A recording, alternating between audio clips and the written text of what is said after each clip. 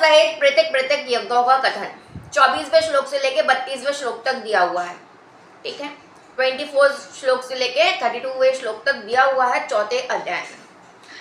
24वां श्लोक है, जिस यज्ञ में अर्पण अर्थात शुभ आदि भी ब्रह्म है।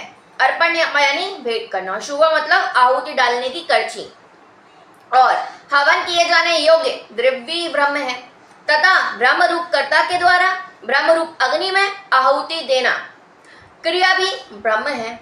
उस ब्रह्म कर्म में स्थित रहने वाले योगी द्वारा प्राप्त किए जाने योग्य फल भी ब्रह्म ही है।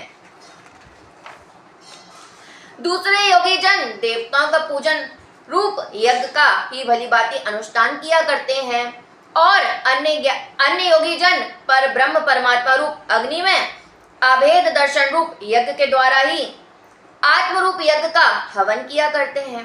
इधर पे अभेद मतलब भेद रहित, एकता, एक रूपता।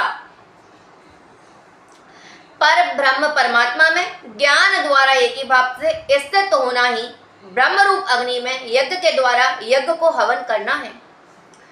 अन्य योगी जन जो योगी जन हैं वो वेद ज्ञान आदि समस्त इंद्रियों को संयम रूप अग्नियों में हवन किया करते हैं, और दूसरे योगी लोग शब्द आदि समस्त विषयों को इंद्रिया रूप अग्नियों में हवन किया करते हैं।